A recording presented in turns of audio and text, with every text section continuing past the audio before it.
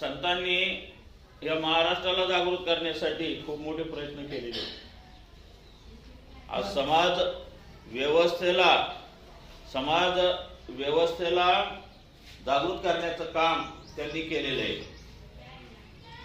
आपला जर समाजामध्ये महाराष्ट्रामध्ये जर संत निर्माण झाले नसते तर या देशाची पारंपरिक व्यवस्था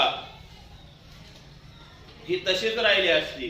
कारण त्या काळामध्ये समाजाला दिशा देण्याचं कार्य या महाराष्ट्रातील संतांनी केलेले. म्हणून साधू संत येते घरात होती दिवाळी दसरा असं म्हणतात.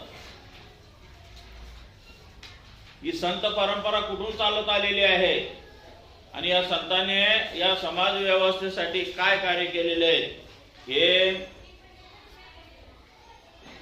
त्या त्या काळातील परिस्थितीनुसार त्या काळातील सामाजिक व्यवस्थेतून समाजाला जागृत करण्याचं काम संतांनी केलेले आहे.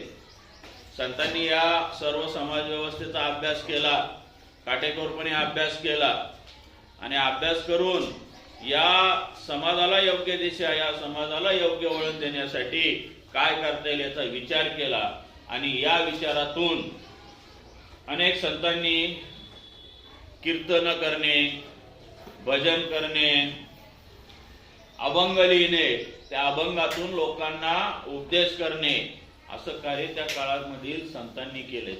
म्हणून आज ही सामाजिक व्यवस्था, समाजाची घडी आज खूप मोठ्या प्रमाणावर एक चांगल्या मार्गाला, सुकर मार्गाला ही समाजाची घडी सुरू आहे. संतांनी आपल्या महाराष्ट्राला संतांची खूप मोठी परंपरा लाभलेली आहे आणि त्या परंपरेतूनच समाज व्यवस्थेला सहिष्णुतावादी विचाराची प्रेरणा देण्याचं कार्य संतांनी केलेलं आहे. म्हणून आज आपण त्या संतांचा अभ्यास करणार आहे. संत तुकाराम महाराज, संत ज्ञानेश्वर, संत मुक्ताबाई, संत जनाबाई, बहिणाबाई, संत गाडगे महाराज, संत तुकडोजी महाराज अशा अनेक संतांची परंपरा ही महाराष्ट्राला आहे.